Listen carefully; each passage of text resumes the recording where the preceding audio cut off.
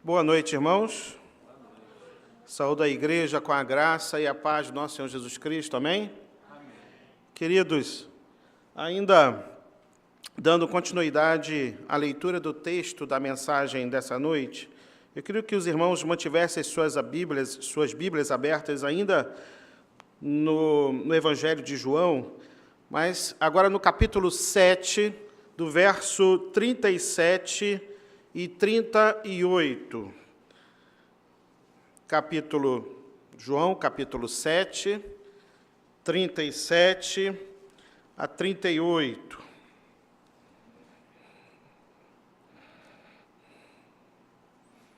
Vamos ler todos juntos? Está projetado ali. Toda a igreja. No último dia, o grande dia da festa, levantou-se Jesus e exclamou: Se alguém tem sede, venha a mim e beba. Quem crer em mim, como diz a Escritura, do seu interior fluirão rios de água viva. Amém? Vamos orar? Pai querido, graças te damos pela leitura da Tua palavra, que esses textos que emanam da Tua palavra, das Sagradas Escrituras, que eles possam falar aos nossos corações nessa noite, em nome de Jesus. Amém, Senhor. Queridos, na semana retrasada, eu preguei aqui sobre a mensagem de um convite que Jesus fez e que Jesus faz a cada um de nós. Vocês estão lembrados? Vinde a mim, vós todos que estáis cansados e sobrecarregados, e eu vos aliviarei. Na semana retrasada falamos de um convite de Jesus, e vou continuar falando nessa noite de mais um convite de Jesus a todos nós. Um convite importante. Nós podemos ver que esse convite se repete tanto no livro de João, capítulo 4, quando daquela mulher que está ali diante do poço de Jacó, encontra Jesus ali. Jesus que estava de passagem. E aquele momento em que aquela mulher trava um diálogo com Jesus. E Jesus se apresenta como a água viva que pode mudar e transformar a vida daquela mulher.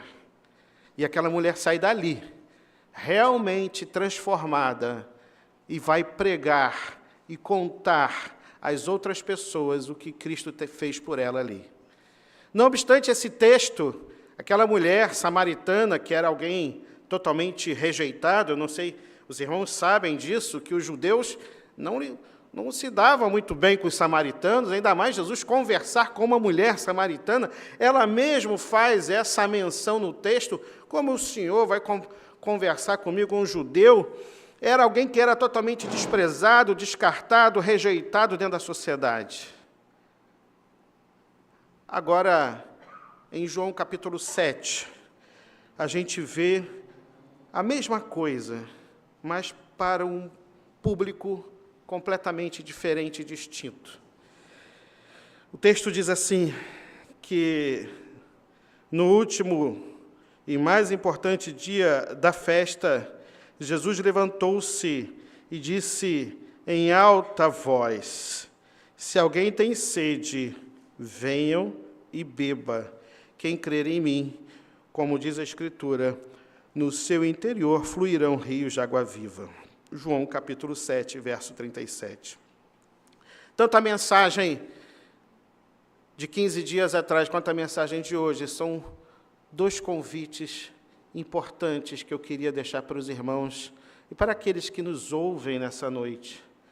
Convite de Jesus Cristo, para que a gente possa beber a água viva.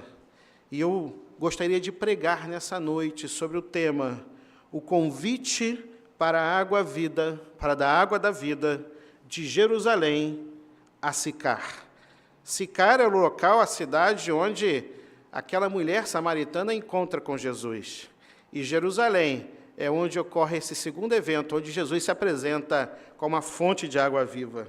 Nesse contexto, em João capítulo 7, estamos lá em Jerusalém, num clímax da festa dos tabernáculos. Havia uma festividade no meio da elite religiosa, no meio do povo ali, todas as lideranças religiosas fazendo um ritual onde o sumo sacerdote pegava água e derramava água no altar para lembrar a provisão do deserto, quando atravessaram o deserto por 40 anos e foram ali sustentados e abençoados pela presença do Senhor. É nesse momento onde essas lideranças, onde o sumo sacerdote, onde todos estão ali diante de um ritual religioso, de algo que eles acreditavam que era importante para a vida espiritual deles, que Jesus se levanta. E eu fico imaginando a cena, Jesus se levantando e dizendo, interrompendo aquele ritual, e dizendo que ele era a verdadeira água, a água viva, e não aquele ritual que traria vida e vida em abundância para eles. Um pouquinho antes, 3 meses antes, lá em capítulo 4 de João, aproximadamente Jesus também havia feito essa mesmíssima oferta, mas não para a elite, não mais para a elite espiritual, para o grupo de religiosos, mas para uma mulher marginalizada, moral e socialmente, à beira do poço de Jacó, em Samaria. Um contraste de cenários. Um contraste que nos ensina que esse convite que Jesus nos faz nessa noite, ele é para qualquer um de nós, ricos ou pobres, pessoas importantes ou pessoas que se sentem excluídas e marginalizadas, pessoas que se acham importantes e pessoas que se acham desprezadas agora e sentindo o peso do pecado e entendendo que não há solução mais para a sua vida. Esse convite é para todos, para aqueles que são simples e humildes e para aqueles que são poderosos e orgulhosos. Esse contraste nos ensina que o Evangelho é ele, independentemente da nossa condição social, da nossa condição moral, é o Evangelho através do poder do Espírito Santo que modifica e transforma as nossas vidas. Queridos, a religiosidade externa, os prazeres deste mundo não podem satisfazer a alma humana. Apenas a graça, a soberania de Cristo, aplicada na pessoa do Espírito Santo, pode dar vida e saciar o coração espiritualmente morto, porque todos pecaram e destituídos foram da glória de Deus. É disso que Jesus está tratando nesses textos. É disso que Jesus está falando tanto para a mulher samaritana, quanto para aquela liderança religiosa, quanto ele fala para mim e para você nessa noite, e você que também que nos ouve pela internet, pelo YouTube. Para que a gente possa entender um pouquinho melhor, eu vou fazer uma breve ilustração. Eu não gosto de fazer isso, mas eu vou fazer uma ilustração onde aqueles que gostam, por exemplo, de automóveis, principalmente de carros antigos, e querem fazer sua coleção de automóvel, né? E fica ali comprando uma pecinha aqui, faz uma restauração ali, pinta ali, bota um farolzinho novo, né? Faz o carro, e aí a gente olha o carro, né? Depois de um tempo que gasta um dinheiro enorme, né? Um tempo enorme. Aí você olha o carro e fala assim, nossa, ele está bonito o carro, né? De vez em quando a gente recebe até propostas por aí, né? Mas esse carro, né, embora ele esteticamente esteja perfeito, esteticamente esteja bonito, esse carro, embora ele até ande, quando a gente olha muitas das vezes para aquele motor velho de 30, 40 anos, desgastado, né? E a gente olha para aquela condição, aquele carro muitas das vezes não tem mal condições de sair do lugar. Queridos, a religião dos judeus, lá em João capítulo 7, em Jerusalém, era exatamente assim.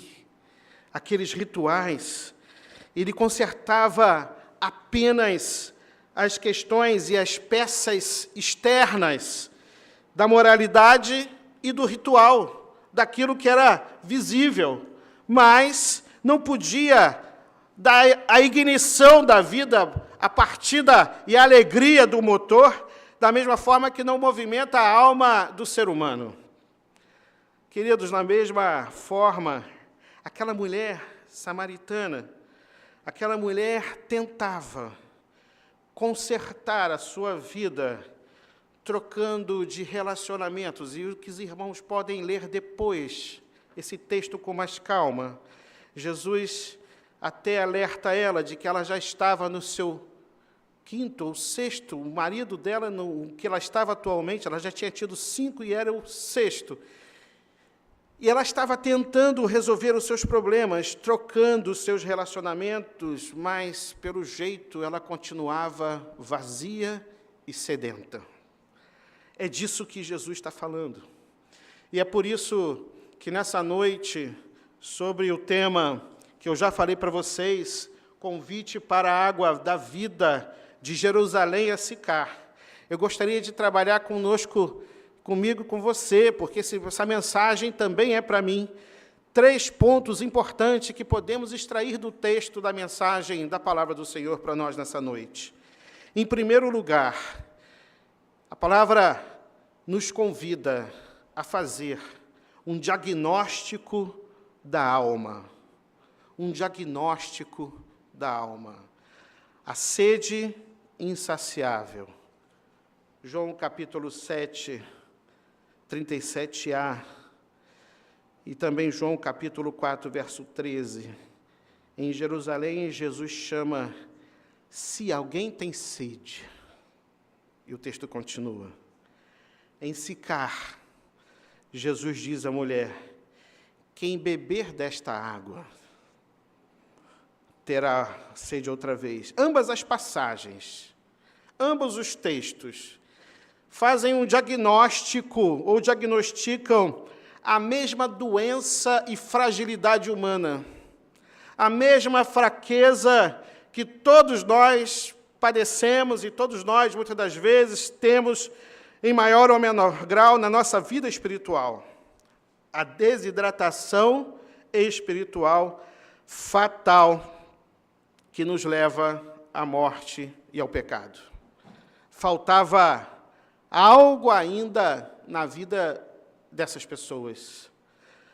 A palavra do Senhor nos ensina que nascemos sedentos por significado de paz e aprovação. A mulher samaritana tentou saciar essa sede lá no poço, né, através dos seus relacionamentos humanos. Ela teve lá um monte de pessoas, um monte de maridos. Os judeus de Jerusalém tentavam saciar a sede no poço com a tradição e o orgulho religioso do que eles podiam estar demonstrando ali.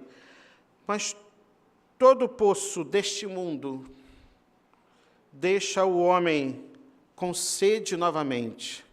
Por mais que bebamos dessa água, é uma água terrena que uma hora vai secar. E ela não é permanente.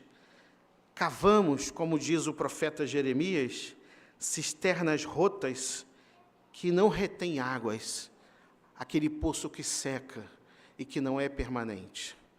Queridos, qual é o poço de Jacó e onde você tem ido todos os dias buscar água para a sua vida e para a sua satisfação? Aonde você tem ido e o que você tem colocado no seu coração como prioridade para que você tenha a buscar, para que você busque a felicidade, o sucesso, o dinheiro, os relacionamentos, o churrasco no jogo do Brasil? Você acha, e muitos acham, que isso é que vai trazer a felicidade humana. Jesus fala exatamente dessa condição humana, que nós tentamos resolver os nossos problemas com questões que são passageiras, com questões que não se sustentam. E muitas das vezes, nós temos que reconhecer que a nossa insatisfação crônica e o nosso cansaço são, na verdade, uma profunda sede do Deus Todo-Poderoso. Ele nos faz repensar que esses poços dos quais nós bebemos nos nossos dia a dia, no nosso cotidiano, pode até oferecer um alívio temporário para a nossa ansiedade.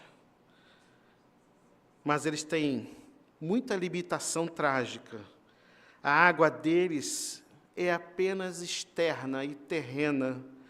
E se você beber deles hoje, como Jesus Cristo disse, voltará a ter sede, e o vazio novamente estará presente na sua alma.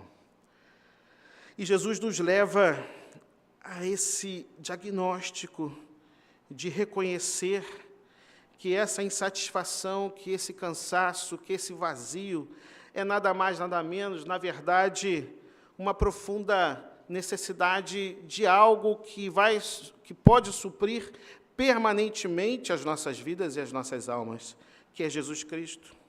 É exatamente aqui que o convite de Jesus transforma tudo. A resposta de Cristo para a sua sede não é lhe dar um pouco melhor, um poço melhor, ou neste mundo, mas dar a vida que o seu próprio Filho amado Jesus Cristo deu na cruz do Calvário, para que pudéssemos ter vida e vida em abundância. Esse paralelo, enquanto o poço de Jacó exigia que a mulher caminhasse todos os dias debaixo do sol quente e jogasse um balde para tirar a água para fora, o Espírito Santo vem fazer morada permanentemente no nosso interior. Então, ao invés de você buscar agora externamente aquilo que vai completar a sua vida e a sua felicidade, quando nós aceitamos a Jesus Cristo, o Espírito Santo faz morada no nosso coração. E isso não é temporário, é permanente, é fixo, até o dia da redenção. E isso é maravilhoso. Rios de água viva, o Espírito Santo. Quando você crê, o próprio Deus vivo passa a habitar em mim e em você. O Espírito Santo não é um gole de água para matar a sede de um dia. Ele é uma fonte inesgotável, instalada no centro da nossa alma. Ele não apenas perdoa o seu pecado, o meu pecado, os nossos pecados, mas satisfaz aquele vazio do seu coração, jorrando vida eterna de dentro para fora. De dentro para fora. Ele dando aquela sensação de paz profunda que os poços deste mundo nunca conseguirão nos dar. Queridos, muitas das vezes nós esquecemos de que esse convite é um convite que está posto aí para todos nós, inclusive para nós que um dia já aceitamos ao Senhor Jesus Cristo. A palavra do Senhor fala: enchei-vos do Espírito. Muitas das vezes, mesmo nós salvos, voltamos a mendigar águas nas poças deste mundo e vamos beber de outras coisas que não são exclusivamente a ação e o poder de Jesus e do Espírito Santo em nossas vidas. Lembre-se que nenhum conserto externo pode satisfazer a sede que somente o único Deus Todo-Poderoso, Criador de todas as coisas, pode preencher. Esse é o convite. Em primeiro lugar, faça um diagnóstico da sua alma e reconheça que esse vazio, que essa sensação de fracasso, de impotência, de insucesso, de deficiência, é, na verdade, uma grande carência e a necessidade da água viva que é Jesus Cristo. Queridos, é fantástico a palavra do Senhor. Ao mesmo tempo que Jesus nos convida a fazer esse diagnóstico da alma, quando ele olha e pergunta se alguém tem sede, Talvez eu e você possamos responder nessa noite: eu tenho sede, e eu quero beber da água de Cristo, e eu quero novamente experimentar a presença do Senhor na minha vida. Eu quero me encher do Espírito Santo para que eu possa novamente ver rios de água viva jorrar na minha vida e de dentro para fora, não somente aquela beleza externa, estética, aquela beleza que você vê que é do interior da alma. Em segundo lugar, o texto também nos leva à reflexão que Jesus é a única provisão. Se você tem sede, não é para beber qualquer coisa e não experimentar qualquer coisa. Eu não estou falando aqui de Coca-Cola e de refrigerante diet, né? Eu estou falando daquele que tem sede e ele te faz o convite. O convite é: venha a mim e beba. Venha a mim e beba. Esse foi o convite que ele fez em Jerusalém, no capítulo 7, verso 37, a parte B, quando ele se depara com aqueles religiosos: venha a mim e beba. Pode parecer estranho, diante de uma festa religiosa, Jesus se levantar, ele está se propondo a mudar e completamente transformar as relações religiosas e espirituais que aquelas pessoas ali tinham naquele momento. É o que eles criam. Em Samaria, Jesus também apresenta a mesma solução: quem beber da água que eu lhe der, Jesus, nunca mais terá sede. Então não é qualquer água, não é qualquer tipo, é a água que emana de Jesus aqui. Queridos, a água aqui representa o Espírito Santo na nossa vida, quando recebemos Jesus Cristo como Salvador, único Salvador das nossas almas. É o Espírito Santo.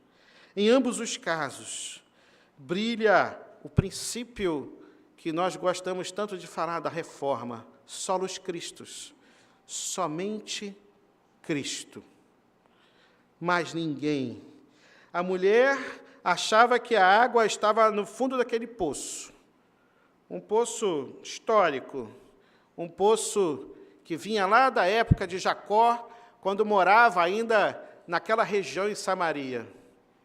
Aquele terreno ali, aquela área em Sicar, pertenceu a Jacó. E o poço chamava-se Poço de Jacó.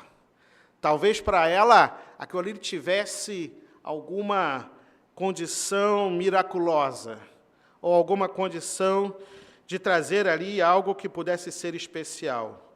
Os judeus, por sua vez, achavam que a água vinha do ritual do templo, de que a religiosidade, nos dias atuais, seria a religiosidade nossa, né? Que traria para eles ali algo de diferente. E Jesus aponta para si mesmo como aquele que vai trazer a salvação. A salvação não é um mérito que nós alcançamos, já sabemos disso.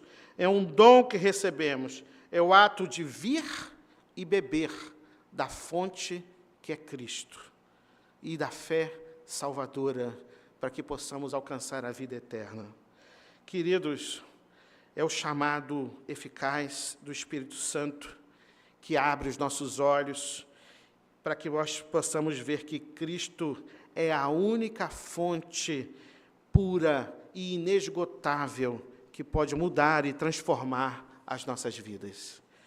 Para você que ainda não teve essa possibilidade, você não precisa pagar por essa água ou tentar consertar a própria vida antes de beber dessa água. E eu vejo que muitas pessoas acham que só podem vir para a igreja ter um encontro com Cristo depois que acertarem as suas vidas. E vão tentar consertar as suas vidas da maneira que eles acham que vão consertar, com as suas religiosidades, com as suas crenças. Mas Jesus Cristo diz e oferece a água para aquela mulher samaritana, conhecendo ele, Jesus, todos os pecados e falhas daquela mulher. Não obstante, Jesus não compactua com o pecado, mas Jesus se oferece como fonte de água viva para aquela que ainda estava em pecado. Na religião humana, dizem que você precisa tomar um banho moralmente para se aproximar de Deus. Mas no Evangelho, o Espírito Santo é o próprio banho de água viva que vai mudar e transformar e lavar as nossas almas. Como Deus prometeu lá em Ezequiel, capítulo 36, aspergirei água pura sobre vocês e porei o meu Espírito em vocês. Não é você, não sou eu, não é o pastor, não é o presbítero, não é a religiosidade que vai consertar o seu coração para receber o Espírito Santo. Você recebe o Espírito Santo exatamente porque o seu coração está arruinado e Jesus te chama, venha como estás, com as mãos vazias, e deixe a água viva, que é Cristo, lavar o seu passado e transformar a sua vida. Queridos, essa é uma transformação importante que ocorre na vida de todos que encontram o Senhor Jesus Cristo, que um dia aceitam esse convite de beber a água e ter a sua vida transformada. A vida cristã não é apenas beber uma vez no dia da conversão. Todos nós, muitos de nós aqui já bebemos dessa água e a gente sabe o quanto que ela traz felicidade para o nosso coração, o quanto aquilo muda a nossa forma de enxergar o mundo e quanto aquilo transforma a nossa vida, para que, na verdade, esse momento é um momento de dependência diária de Cristo. É interessante que nós estejamos bebendo cotidianamente, diariamente, essa água viva que é Jesus Cristo. Ele é a rocha, ferida lá no deserto, onde jorra a nossa provisão. E muitas das vezes nós nos esquecemos de beber cotidianamente dessa água que é Cristo Jesus. Queridos, em terceiro lugar, o texto também nos chama que, para aquele que atende ao convite, para aquele que recebe a Cristo, em segundo lugar, em terceiro lugar, a evidência da graça e dos rios transbordantes na vida daquele que bebe a água que é Cristo. É uma sequência. Ele te convida, você bebe da água que é Cristo, e como consequência, a graça te alcança com rios transbordantes. Capítulo 7, verso 38, e também no livro de João, capítulo 4, verso 14b, a gente vê que para a multidão, Jesus promete o que do seu interior fluirão rios de água viva. Para a mulher, ele promete que a água se tornará nela uma fonte de água a jorrar para a vida eterna. Jesus não promete apenas matar a sede, mas ele promete transformar a vida do crente, a vida do sedento, em um manancial transbordante, em um manancial em que nunca essas águas vão parar. O apóstolo João explica que isso se refere ao Espírito Santo habitando e transformando e modificando a vida do crente. A graça não pode ficar estagnada. Vemos isso na prática com a mulher em Samaria, no momento em que ela creu e que ela bebeu da água que era Jesus. Algo aconteceu com ela. E se os irmãos continuarem a ler o texto, vocês vão ver que ela abandonou seu cântaro vazio, junto ao poço, e correu para a cidade. Ela foi fazer algo que estava vindo do interior dela para fora, transbordando, algo que ela não conseguia segurar, mas era algo que modificou a vida dela. Ela foi para a cidade e se tornou lá na cidade um rio de água viva para os samaritanos, levando muitos a crerem em Jesus Cristo e serem salvos. Queridos, é disso que a igreja se alimenta. É por isso que quando somos, de fato, cheios do Espírito Santo em nossa vida, há algumas características que nos acompanham no cotidiano. Não tem espaço para aquele crente cansado, moribundo, para aquele crente que não acredita em nada, para aquele crente que basicamente está subsistindo na sua fé. Queridos, a salvação em Cristo muda absolutamente tudo. E Cristo não quer apenas dar um alívio temporário para a sua consciência, para o seu cansaço. Ele quer fazer morada permanente em você, perdoar os seus pecados, sarar as suas feridas, te dar o bálsamo do perdão, mudar a sua natureza de dentro para fora. Rios de água viva fluirão e transformarão. Você não precisa pagar por essa água. Ela é gratuita, basta que você aceite a Jesus Cristo como Senhor e Salvador. Você também não precisa, por conta própria, tentar consertar a sua própria vida antes de beber. O Espírito Santo fará a obra dele na sua vida, no seu coração. E Jesus ofereceu a água à mulher samaritana, conhecendo a ela todos os pecados ocultos dela. E na religião humana dizem que você precisa se transformar e mudar. Venha como está, porque Jesus vai fazer a transformação no seu coração, na sua vida, para que você possa viver em novidade de vida. Como Deus prometeu lá em Ezequiel, que eu acabei de ler, que vai aspergir água pura sobre nós, sobre vocês, e porei o meu Espírito em vocês. É Ele, é o Espírito Santo, que conserta, que sara e que transforma as nossas vidas. E não o nosso esforço pessoal, as nossas crenças, mas é quando aceitamos verdadeiramente o Senhor Jesus Cristo.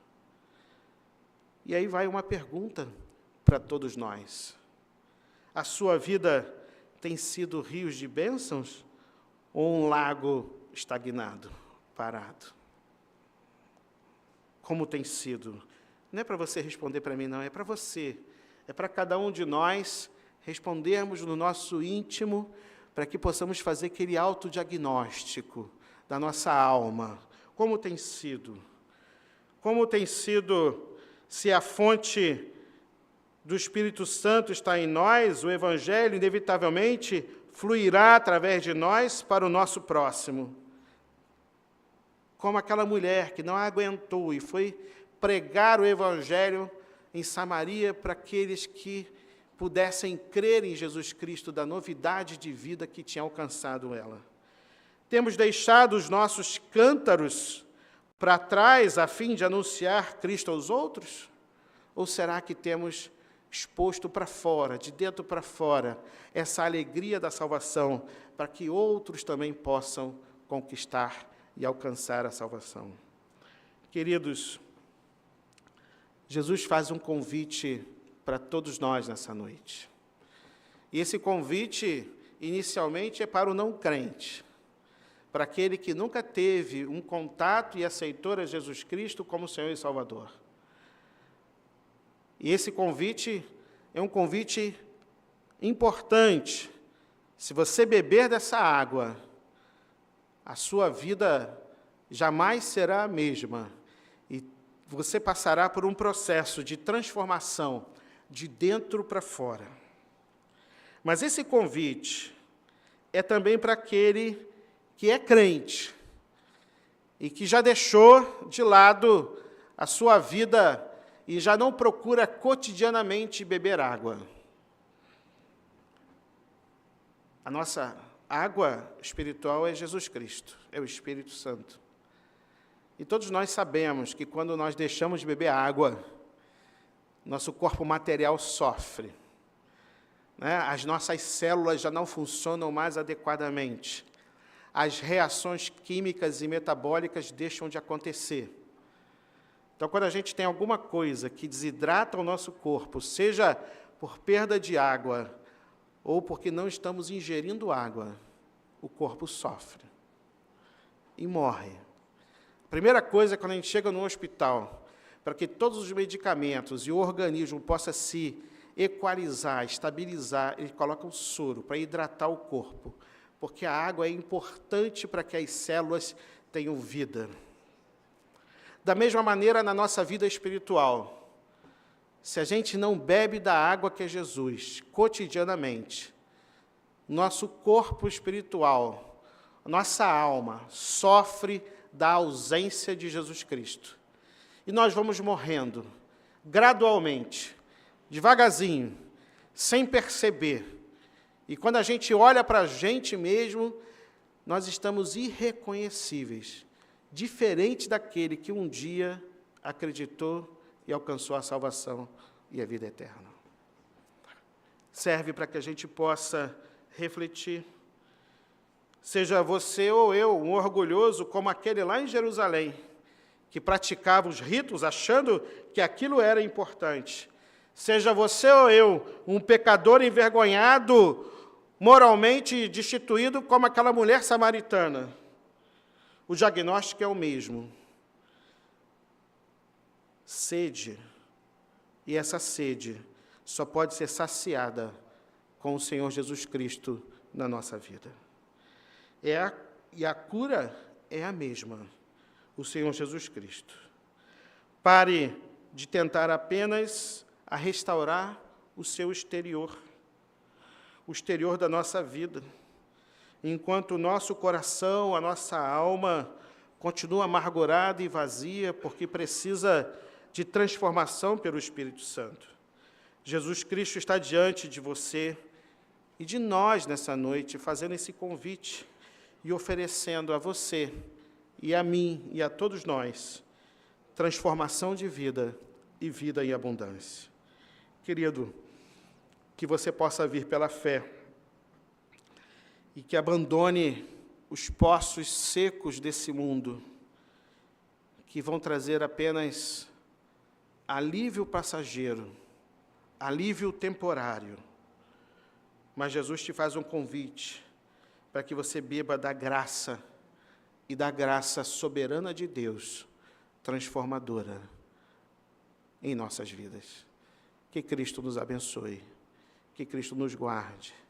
E você que ouviu essa mensagem nessa noite pelo YouTube, que você possa estar fazendo uma decisão por Cristo nessa noite. E que você possa orar a Ele e colocar diante dEle aquilo que te incomoda, aquilo que você acha que não tem solução, que o Espírito Santo vai trazer a solução e a transformação da sua vida. Que Deus nos abençoe, que Deus nos guarde, que Deus possa fazer milagres à nossa igreja, porque Jesus está falando, já falou 15 dias atrás, Ele fez um convite, e hoje Ele fez outro convite a você. E não deixe esses convites passarem, porque eles estão sendo feitos, eles podem mudar a sua vida. Que Deus abençoe.